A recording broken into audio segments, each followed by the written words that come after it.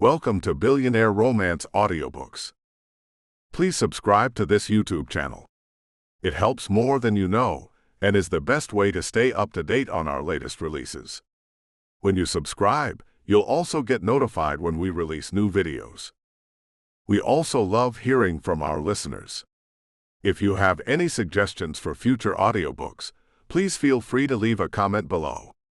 Or if you want to say hi, we'd love to hear from you. Thank you for listening, and we hope you have a great day. Subscribe to this channel today and join the Billionaire Romance Audiobooks family.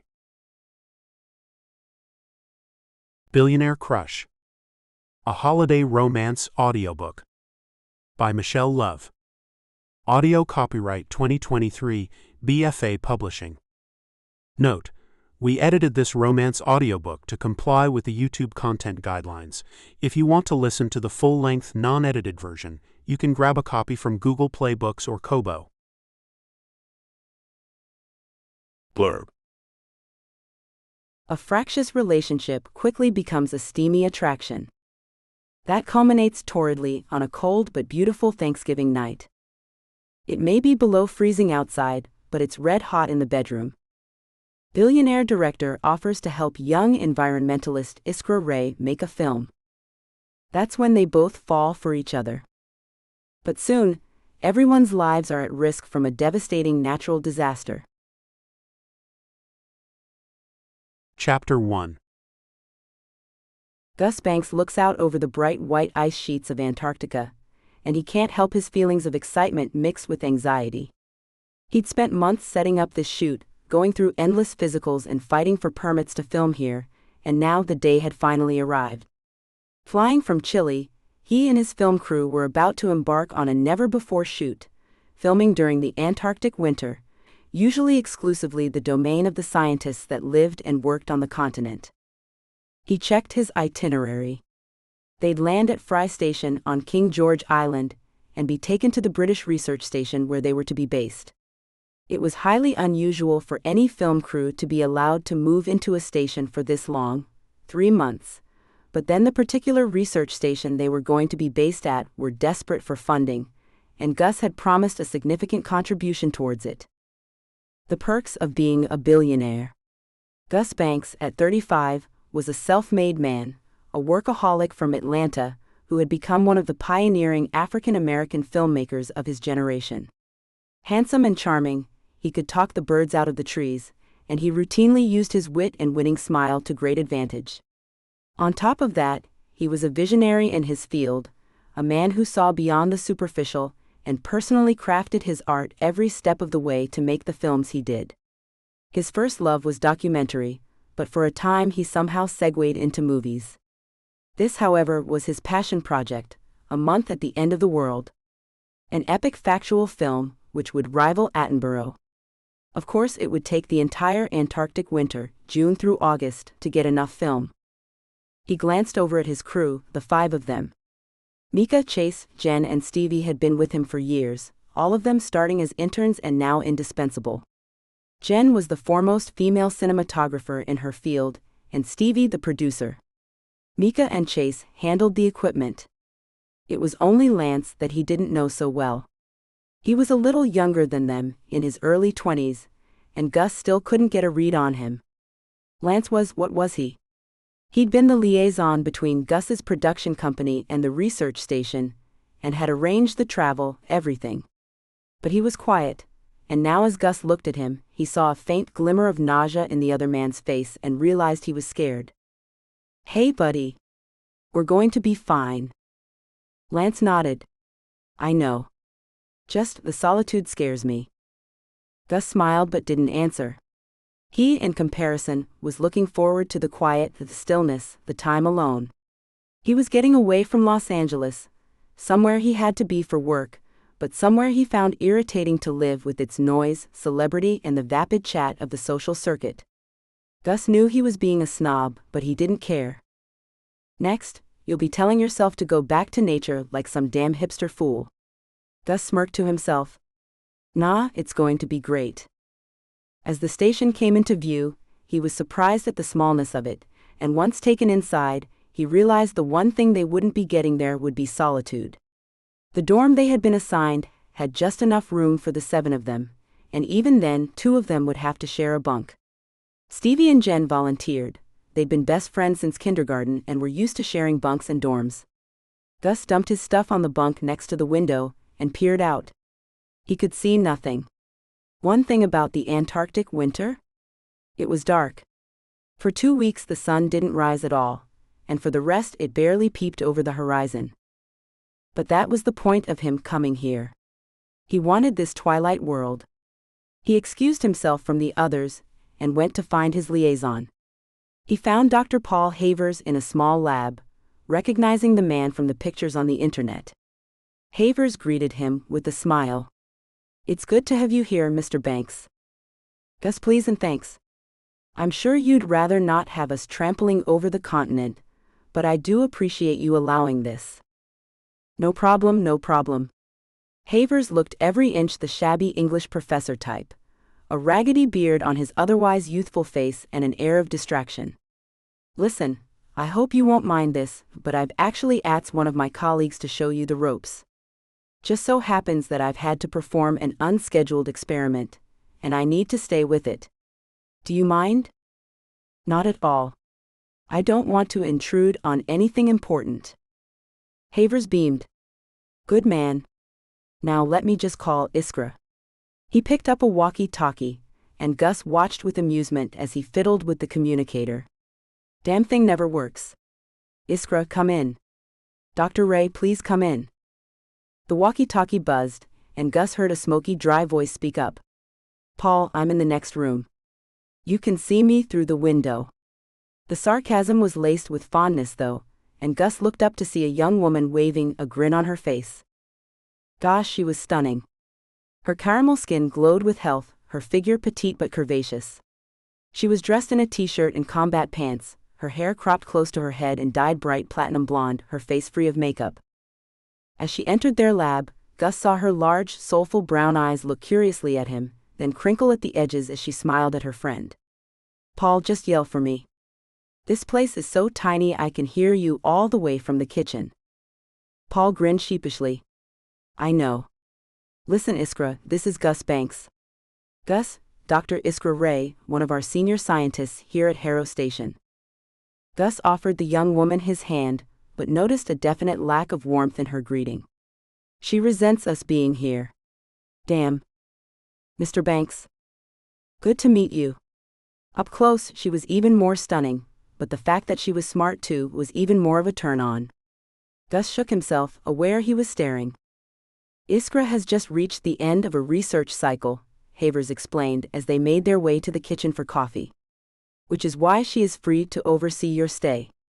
She'll show you all how to work in this environment. I assume you read the notes we sent on keeping this environment as pristine as possible." "Of course, and we'll do anything we can to keep the disruption down."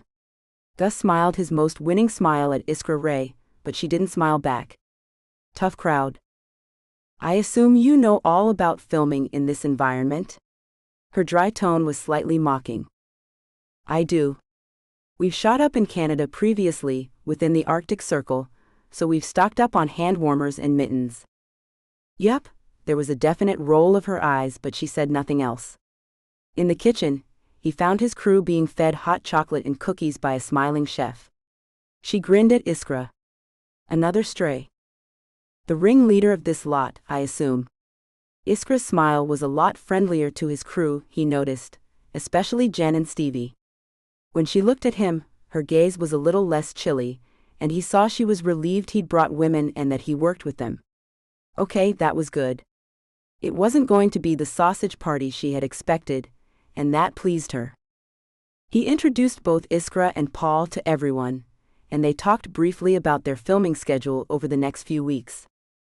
"There's a storm coming in for the next couple of days, so that's out. We won't risk taking you out then," Iskra said to the crew's dismay. "Hey. I'm sorry, but we cannot control anything here. It will be the most hostile environment you have ever, or will ever work in. It's not like you'll get a bit of frostbite, a touch of snow blindness. Even a tiny mistake could cost you your life here." She smiled finally. I'm not trying to scare you, I swear. I want you to get your work done, but safely. That includes living and working in this space. Don't expect to get any alone time, it doesn't exist. We all share bunks and dorms, well, almost. There is one single bedroom, and we compete, all of us from the cleaners to the scientists, for rights to it for a week. She laughed and Paul smiled and nodded. It's just a little game we have going. During the winters here, we make our own entertainment. This station is about 150 miles from the next station. We can't socialize, as you can imagine, and traveling that far in winter? Not good news. Paul held up his hands. Before ISK puts you off entirely, we muddle along here quite nicely. There's a smaller crew here than a normal station, because the work we do is more specialized. Now, any questions? Gus shook his head and looked at his crew. Most of them just smiled, but Lance stuck his hand up. Will we see penguins? Gus saw another roll of Iskra's eyes, but Paul seemed to take the question in his stride. They're a couple of 1,000 miles away, across the continent. I thought you were here to capture the knights, not the wildlife? We are, Gus said, shooting a frustrated look at Lance. He's new. Later, after they'd settled in, Gus and his crew sat in the kitchen and talked over what they would do when the storm subsided. An hour later, Iskra joined them and Gus outlined what they'd agreed. She nodded. Fine, but you understand I won't take you out unless the weather's stable enough? Sometimes these storms go on for weeks. Weeks? Gus gaped at her, and she nodded. I told you. There's virtually nothing in this environment that's under our control, except our reaction to it. She glanced at the others. I hope you brought a deck of cards. Gus followed her out into the hallway. You really don't want us here, do you? Why do you say that? He smiled. You relish telling us the storms can last for weeks. Mr. Banks? Gus? Iskra sighed. Gus, look. I'm all for documenting this place, but you have to understand. We have work to do, work that could affect how our planet survives global warming, pollution, you name it. This team here, we don't do the glamour stuff. No penguins, no whale watching. We're small, underfunded, and we don't see daylight for weeks. We go a little stir-crazy, but we keep that inside the station because if we lose focus outside, people die. People have died. I understand, he said. They walked in silence for a while, then he grinned to himself. So no polar bears then? Iskra stopped, turned and opened her mouth to protest before understanding his mischievous grin. She smiled reluctantly. No, Gus, no polar bears, we're about 12,000 miles south of them. I know. He was glad she seemed to warm to him. Clearly, humor was the way to go with this gorgeous but hard-nosed scientist. I guessed you did, but you might want to tell that young kid with you. Lance? Yeah, he's straight out of film school. Something like that. Iskra stopped outside her lab.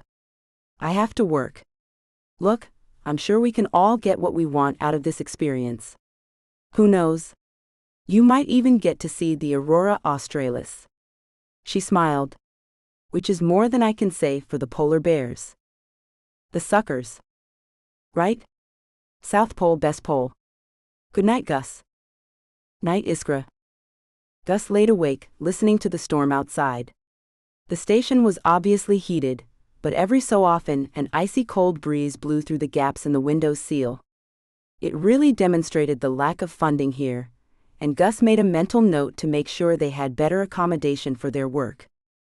So, a scientist bats her eyelashes at you, and you throw money at this place? Firstly, he told himself, Iskra Ray would never bat her eyelashes at a billionaire, and secondly, shut up. He chuckled softly to himself. Around him his team slept, some of them quieter than others. Jen snored softly until Stevie, grumbling, nudged her onto her side. Mika lay with his mouth wide open, dead to the world. Gus stared up at the roof, and tried not to think about Iskra Ray's chocolate brown eyes. Iskra lingered over her experiment longer than she needed to. It wasn't even an official one, just something to pass the time, distract her from her annoyance at the film crew being there. She'd been the only one to object when Paul had told them all about the project, but she'd had to shut up quick when he mentioned the subsequent huge cash injection that their project so desperately needed. It meant she could stay here throughout the winter. Iskra loved the Antarctic life. She'd come 3 years ago, almost straight from studies at Cambridge University, and had fallen in love with the place, the people, and the atmosphere. She even loved the cold, it made her feel alive. Only a few times had this place shown its teeth to her. Each time had been a wake-up call, and that's why she resented the intrusion now. Any mistake could cost lives. Iskra shut off the light in her lab and went to her dorm room. There was silence, all her dorm mates asleep already as she stripped down to her underwear and into bed. She pulled the covers to her chin and curled up on her side. There was another reason she was so irked at the film crew, and now, alone, she could confront it. Gus Banks. Whether she liked it or not, there was one thing about him that really annoyed her. He was gorgeous, damn him. Iskra had never felt such a shift in her soul as when she laid eyes on him, and it damn well irritated the crap out of her. She'd made it her priority to not get involved with anyone.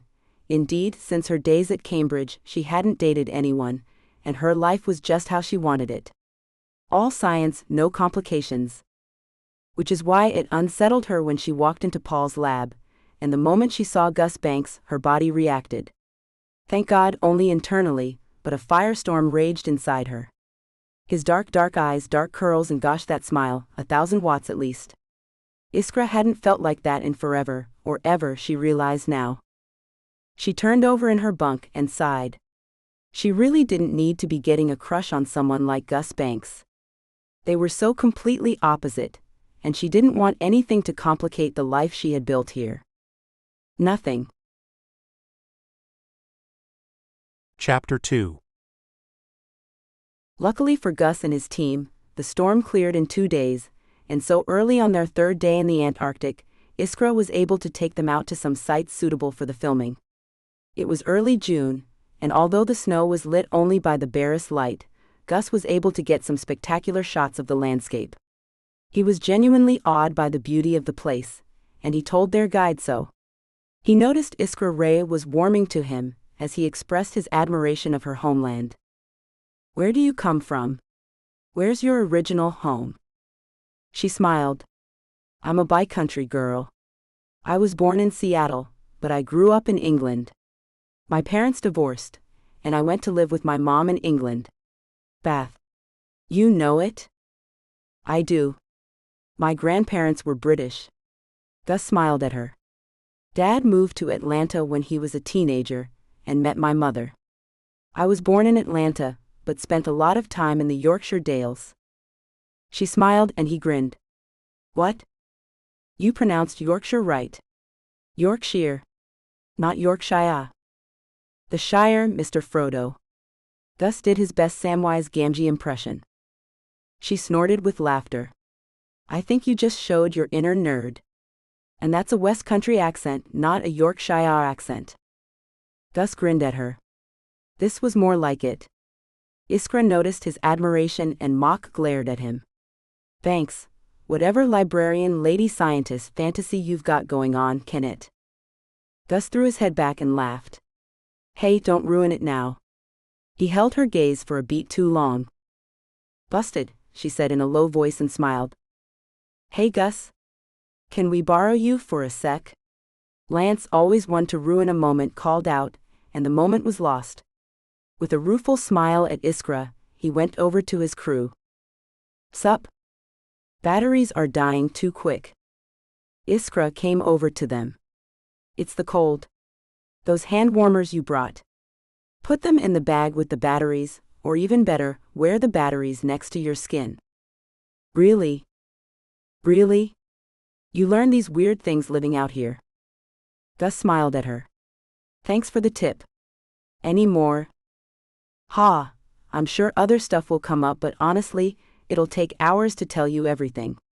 Listen guys, I do have to get back to the station, I'm cooking tonight. We take turns when Ellie has her nights off." Gus walked with Iskra back to the Jeep. "You cook?" "Dude, there's a lot of downtime here, and unlike some of the stations, we don't have a movie theater. I learned to cook really quick, but tonight it's plain old lasagna, I'm afraid." Iskra's food was anything but plain, Gus discovered, and he complimented her on the rich, herby Italian dish. It's nothing really. Her face flushed at his compliment though. They were sat around a long table with everyone else from the station and Gus's crew, but as he sat next to Iskra, there seemed to be an intimacy between them, as much intimacy as anyone could muster in a crowd. They talked about her work, her studies, and Iskra asked him about his life directing and living in Los Angeles. Have you ever been? She shook her head. Never appealed. I'd love to go to San Francisco though. I've always wanted to do a road trip along the West Coast. She chuckled. Although the weather might be a shock after living here for so long. Doesn't the dark get to you? Actually, no. It's the summers that get to me, too much light. Midnight sun and all of that. It was a novelty at first, but seriously, after a while, even with blackout curtains, it's infuriating. She smiled. But it's a small price to pay. Gus nodded. You know what I've been thinking? And I'm serious, this isn't one of my scientist fantasies. Which you're keeping to yourself. Iskra tried to look disapproving, but a smile played around her lush mouth. Gosh, he wanted to kiss her. Which I'm keeping to myself, for now. But really, what has really inspired me today isn't just the spectacular views, it's the community here. Her eyebrows shot up. Community? You mean the 8 of us? Gus nodded. I do. Just seeing how you all interact with each other, it's a family. It is. I'll admit it is. I'm not super close to my real family, no estrangement, it's just we all do our own thing, then get together on the holidays. But yeah, here, because we have to look out for each other. She trailed off, and Gus saw something in her eyes he couldn't figure out. What is it? Iskra hesitated for a long time. It's not just our station. Despite the distance, we get pretty close to others who are close by, and I mean relatively close by, a couple 100 miles. We have video chats, and when any of them need emergency help, we know we could get to them pretty quickly. She took a deep breath. But not always. There was a station in one of the more unstable parts of the continent, not far from here. The shelf collapsed, completely out of the blue, and took 6 of our friends with it. Gus was appalled. I'm so sorry. Iskra nodded. One of the crew who died was a good friend, and the others were fantastic people too. It's just how it is out here. Things change in a heartbeat and lives are lost, or there's damage to the ecosystem. I could go on. Would you go on camera? Tell your story. Iskra hesitated. Can I think about it? Of course. No pressure, but being here has opened my eyes to the lives you all lead. I find it fascinating. And you stay all year? If the funding holds up, otherwise I go back to Cambridge for the winter, although obviously it's summer there. Massachusetts. England. Gus smiled at her. Of course, sorry. You like it there? Iskra made a face. It's okay. Not my favorite place. That's here? She nodded. It is. They smiled at each other, a connection forging between them, before Iskra's attention was taken by Paul asking her a question. Gus glanced down to see her hand resting on the bench between them, and he slowly, discreetly slid his hand over hers. He was gratified when she didn't pull away. Was it too much to hope that she felt the way he did? How did he feel? He'd known her for a couple of days, that was all. But Gus was floored by this intelligent, funny, independent woman who wasn't interested in the least about his prestigious career, his money, or his position. The small gesture of her holding his hand back filled him with hope, but later, when he was in bed, listening to Jen snoring in the bunk across the room, he realized that even if he were to start something with Iskra, nothing could happen. There was simply no way they could have privacy or even longevity. He was only here for 3 months, and he could tell Iskra wouldn't want to come back to LA with him, nor would he want her to give up this haven. Jen nudged him as they walked to breakfast the next morning. So, you and Iskra? He smiled. I wish, he said in a low voice, but let's face it, Jen, it's hardly the right time or place. Jen nodded slowly. Things can be arranged. He rolled his eyes. Jen, one of his oldest and dearest friends, was forever trying to fix him up. I'd like to see you try. A week later, he was editing the footage they'd shot in the dorm room, Jen beside him. The footage they had shot was astonishing, and both of them were fired up about it. Iskra had talked to Paul, who was enthusiastic about the documentary Gus had proposed. Since then, Gus had shadowed practically every member of the research station crew, from the cleaner to Paul himself. Most of the footage, though, thought Gus guiltily, centered on Iskra. The camera loved the beautiful young woman, and he found her hypnotic to watch on screen. He was aware of Jen watching him as he viewed the interview. You was cray-cray about her, Jen teased, then stretched out her arms and yawned loudly. I'm going to grab some coffee. She left him alone, and Gus smiled to himself. There was a knock at the door. Hello? Iskra popped her head around the door. Jen said you wanted to see me. Gus hid a smile. Jen and her machinations, well, he didn't exactly object. Hey, come on in. Iskra sat down beside him, then winced. Oh gosh, is that me? He laughed. No, we found your doppelganger. Yes, it's you, you shine out, Isk. Haha, fool. But she smiled at him. It was the most natural thing in the world to lean over and kiss her, and yet he didn't. He didn't want to presume or risk the friendship they had built over the last few days. Iskra looked back at the screen. Hey, can you show me some of the footage you took last night? The sky was so clear.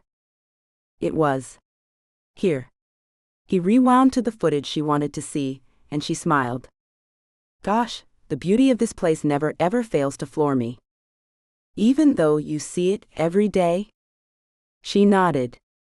It's my place, man, my nirvana. She leaned closer to the screen, and Gus couldn't help himself. He stroked the back of his finger down her smooth cheek. Iskra froze, and for a terrible moment he thought he might have ruined everything. Instead, she slowly turned to meet his gaze. I'm sorry, he said softly, I couldn't help myself, Her lips were against his suddenly, and they kissed gently, the kiss intensifying as their arms curled around the other. Finally, when they broke apart, breathless, Iskra smiled at him. Sorry, I've been wanting to do that for a week. Gus laughed, relieved. Good, not just me then? Definitely not. They kissed again, her hands on his face, his on her back. This is crazy, she said when the kiss ended, leaning her forehead against his. Just the logistics of trying to do this out here. I know, he said. I've been trying to figure this out for a week. Iskra laughed. Dirty boy. She touched his face, studying every inch of him. Guess I'm going to have to try to win the bedroom privileges. Gus grinned widely. Now who's being dirty? She blushed. Dude, I'm 25, not 14. I know what you want. Listen, Isk. I'm not expecting anything. It's going to be difficult to, you know. And besides that, I leave in 2.5 months. Your life is here. Does this thing really have a shelf life beyond that? Iskra leaned against his shoulder. Everything you say is right, Gus, and God knows I wasn't looking for a relationship out here. But I've also not felt this connection to anyone, either here or at home. Gus kissed her temple. Let's just hang out, enjoy each other's company, and worry about it later. She smiled up at him. Then you'd better kiss me again, before someone comes by and ruins this. He laughed and pressed his lips to hers again, adoring the sweet, sweet taste of her. Chapter 3. It was another week before Iskra came to their dorm and woke them. Guys? You have to come see this. They all dressed in their warmest gear and followed Iskra out into the gloom. She pointed upwards, smiling. Above them, a breathtaking display. Aurora australis. Iskra said. It appears quite regularly, but never this vivid. You got lucky, kids. Pink, green, purple, blue, all the colors swirling above them, a celestial fireworks show. Gus and his crew were awestruck. Well, just wow.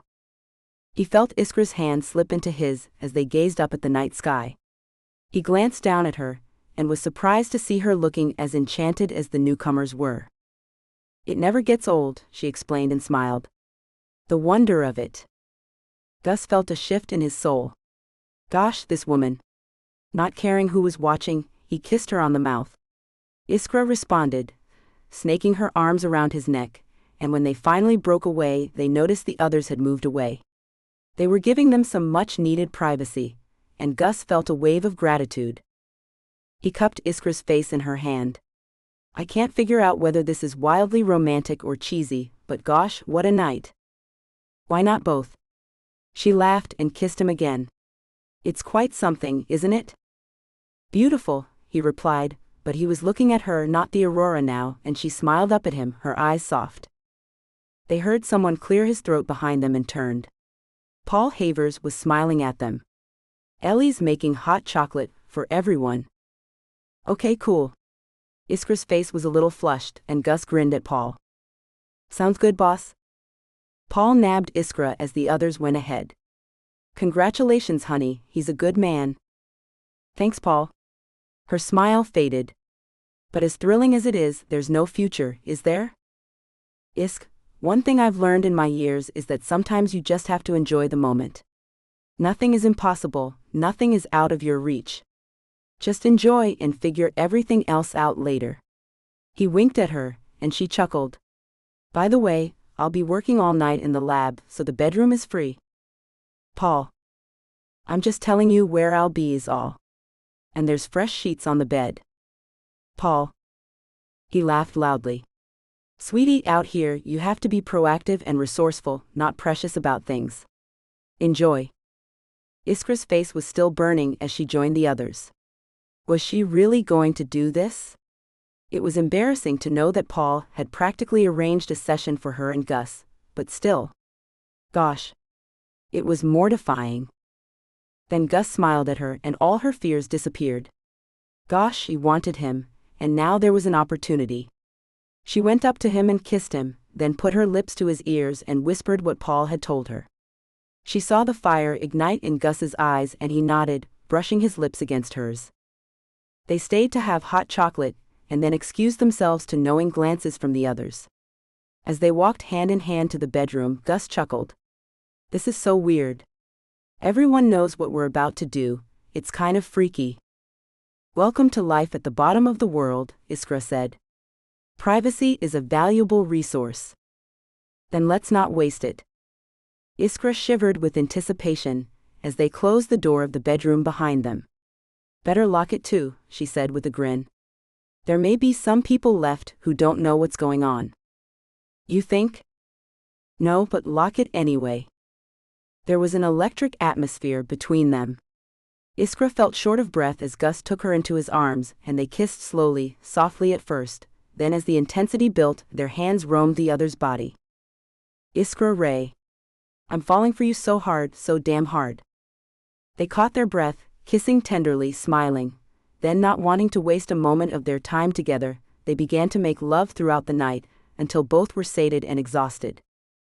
Iskra sighed. How rare these moments in life were, the moments of pure happiness and pleasure. Gus was out with most of his crew now, filming on the tundra. Paul had accompanied them today, wanting to see what they were filming, and Iskra could hardly disagree after what Paul had done for her and Gus. Also, she thought now, she did have work to do. She was in the lab setting up when she heard someone knocking at the door. "Come in." Lance, the young production assistant, stuck his head in the door and smiled at her. "Sorry to intrude, but I was bored and looking for company." She smiled at him. "Come on in. I'm not doing anything dangerous." Lance took up the chair she indicated and watched her. "It must be thrilling to be able to say you helped conserve this place." Iskra smiled. "We're only a very small part of a huge operation, but yes. It beats sitting in lecture halls and cramming for exams."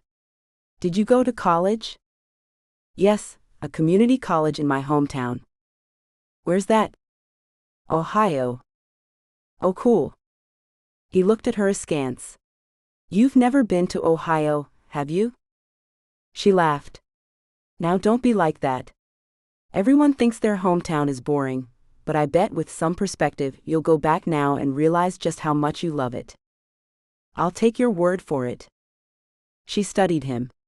He couldn't be much different in age to her, 25, probably even younger, a preppy-looking guy with sandy hair and creases in his trousers.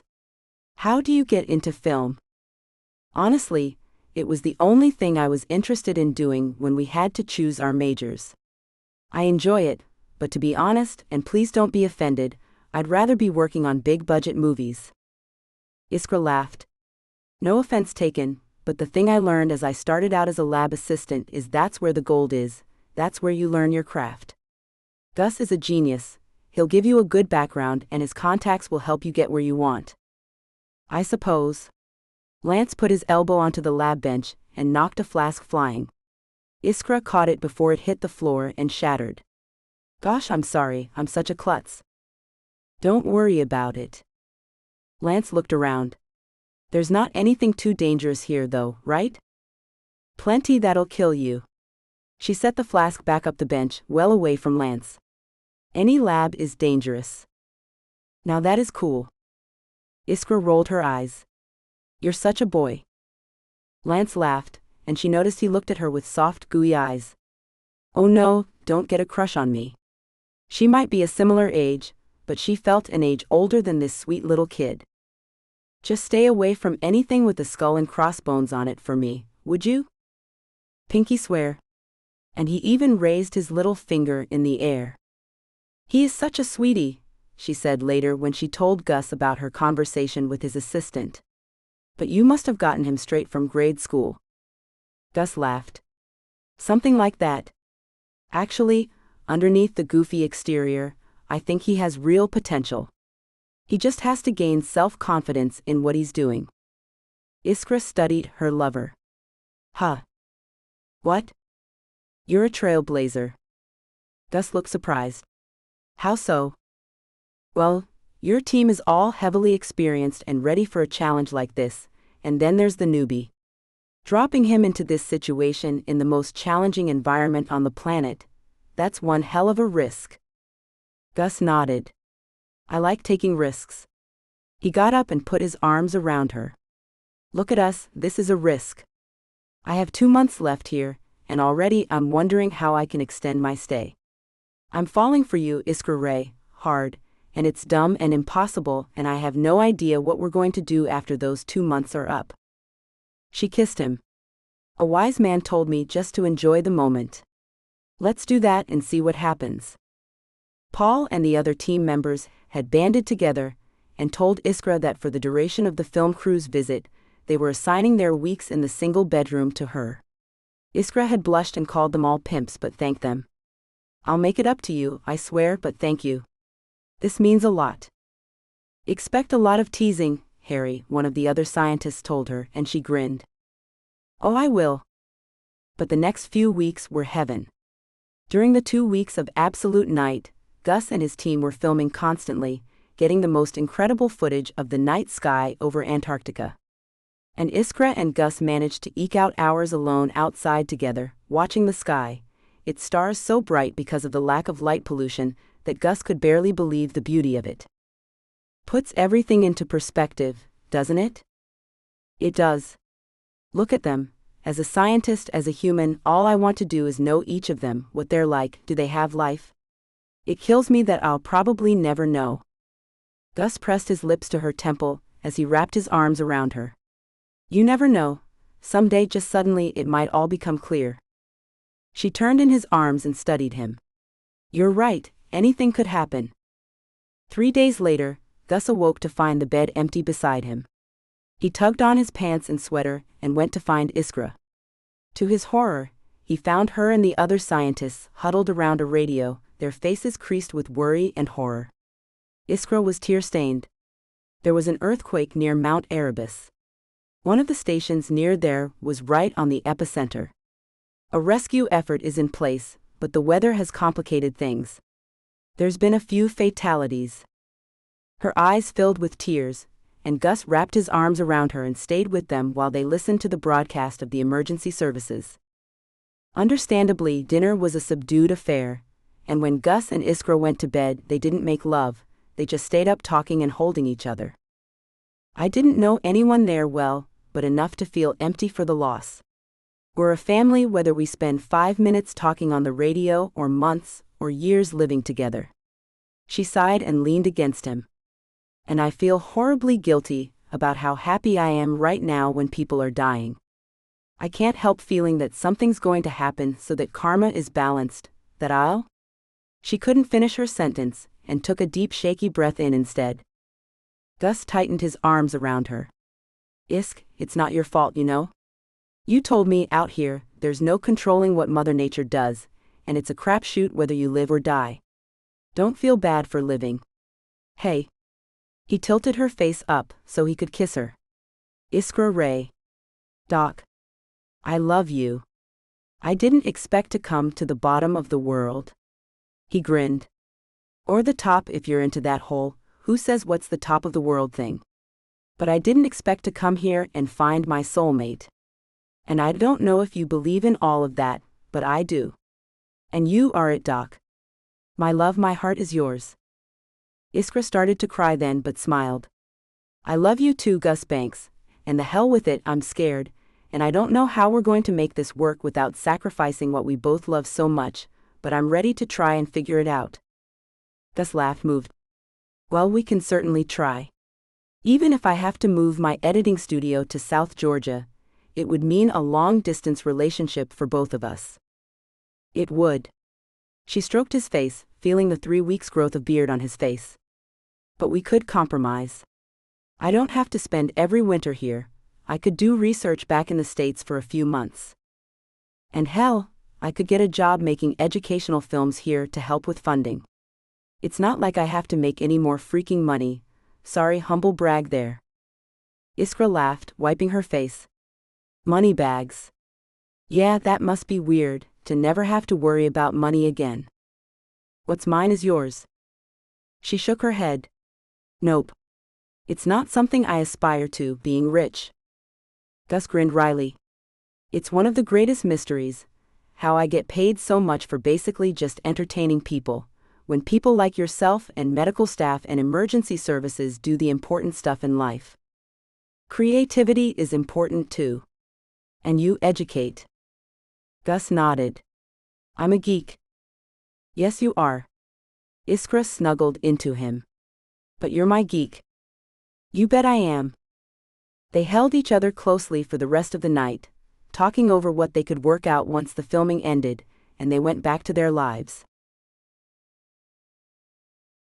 Chapter 4. Paul. Can I talk to you? Iskra was shifting from foot to foot, disbelieving what she was about to say to her boss. Paul smiled and beckoned her in. Come in, Isk. He put down the slides he was studying and sat down. I have a feeling I know what this is about. Iskra felt like crying. I never thought I'd be having this conversation with you. Paul patted her arm. Sweetheart, life moves on. People fall in love, change their lives. I would have liked to work with you for years and years to come, but in truth, you were always going to outgrow us. And now you have 2 reasons to explore what lies out in the world. You're a special talent, Dr. Ray. Just do me one favor.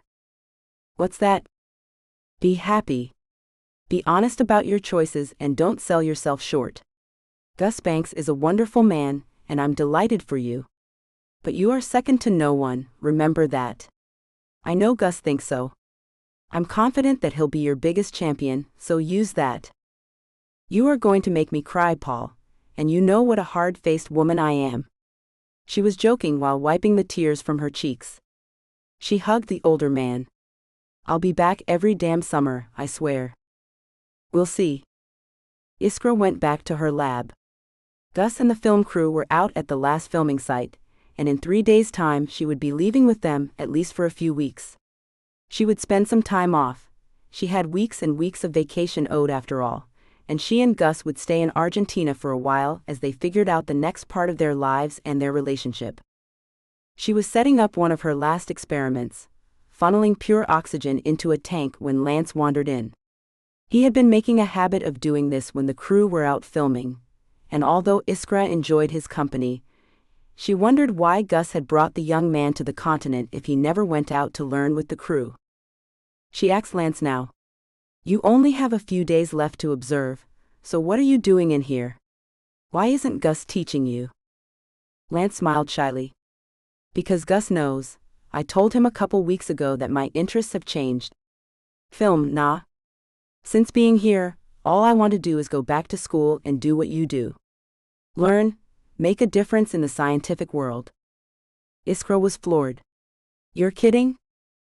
For real? I did pretty good in science at school, but the way I was taught was passionless, uninspiring. Being here with you guys. Gosh, yes. I found what I want to do with my life. I'm stunned and delighted. She hugged the young man. And listen, you need a reference or anything, you call me. She chuckled shyly. You can always find me with Gus. I know, and thanks, I'll hold you to that. Gus is such a great guy.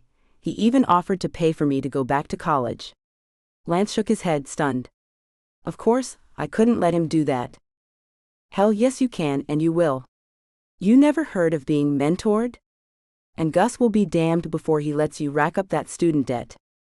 The conversation was giving her a nub of an idea. Look, hang on, I need to go find something. She looked around the lab and grinned at Lance. Don't touch anything. Promise. Iskra was still grinning when she yanked open the door. Abruptly there was a rush of noise and heat and pain, and everything went dark. Gus and his team were finishing up when they heard the explosion. It lit up the dark Antarctic sky, and they felt the concussion from it even miles away. Paul Havers gasped as Stevie screamed, and they all began to run towards the snowmobiles. Gus felt terror like he never had before. It could only be the research station in that direction. Iskra. Lance, Ellie, all the other scientists there. God help them. Paul was already on the emergency radio, trying to keep his voice calm as he called it in, asking for help from anyone in the area, but Gus knew, out here it wasn't like calling 911. He just hoped someone somewhere could help them. He couldn't lose her now, not now. Chapter 5. Iskra opened her eyes and stared up at a clean white ceiling tile. She didn't recognize it, but by the noise outside the room, she wasn't in the research station anymore. What the hell had happened? All she remembered was talking to Lance.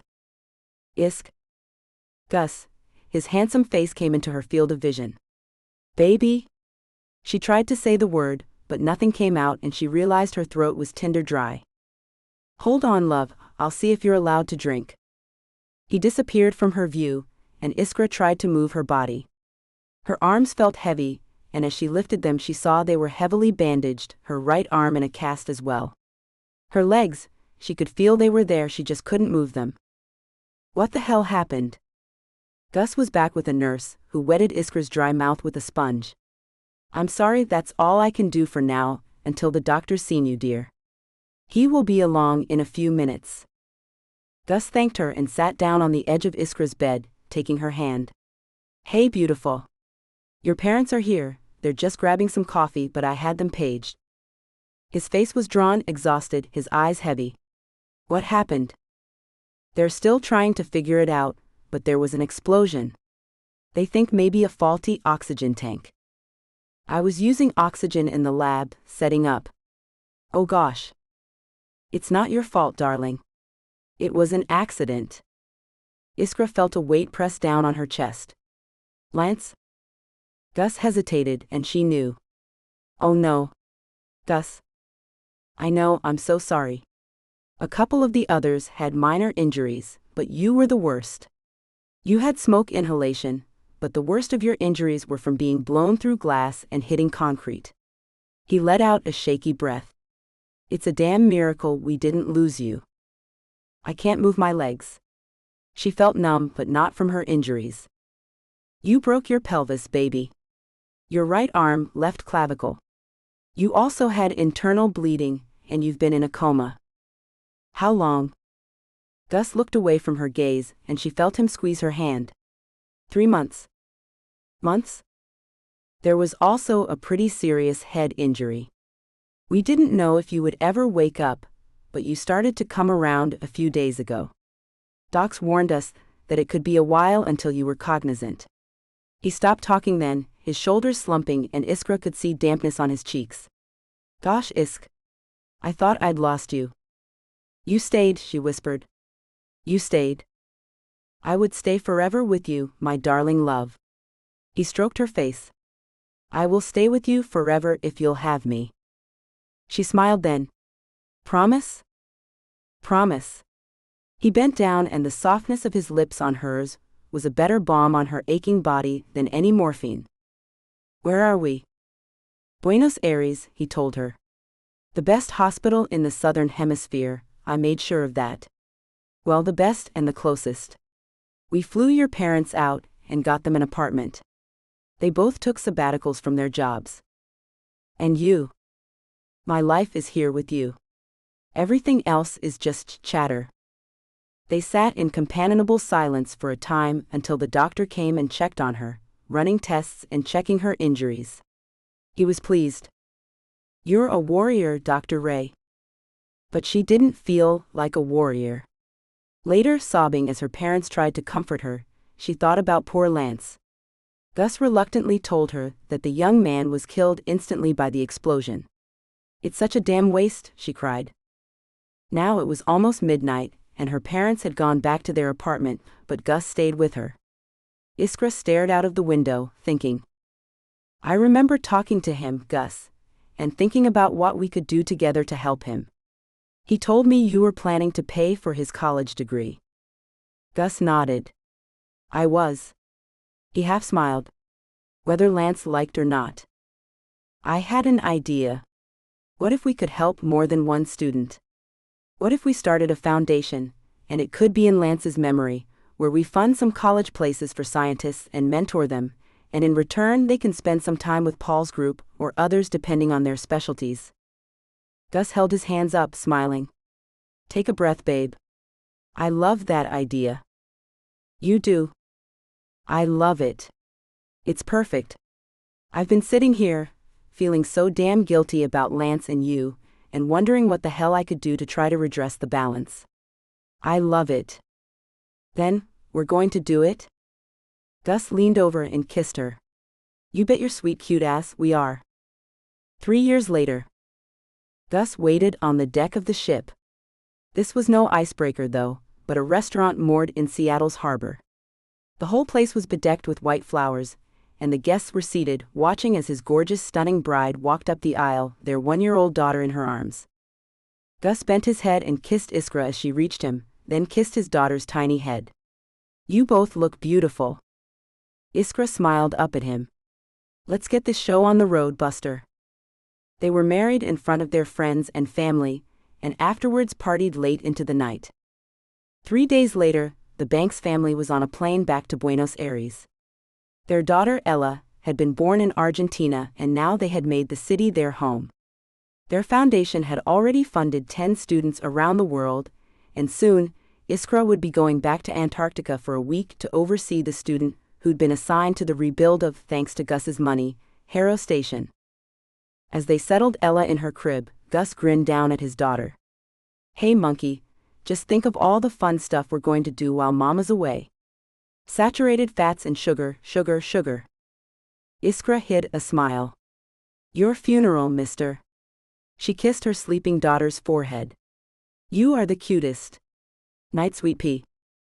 As they went to their own bedroom, Gus picked Iskra up, and she cackled with laughter as he dumped her on the bed and started to tickle her.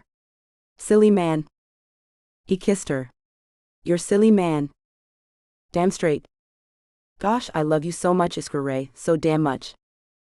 She smiled, kissing him, smoothing his sweat-drenched face between her palms. My life began when you came to the end of the world, she said. They caught their breath and lay side by side. Over the baby monitor, they heard Ella gurgle happily. Go to sleep, missy, Iskra muttered, because I ain't moving from your daddy's arms. Gus laughed, sending vibrations through her body. She kissed him. I don't know how I'm going to leave the two of you for 7 whole days. He laughed. You need to get your science on, baby. It's been too long. She grumbled and he chuckled, kissing her. Do you miss it?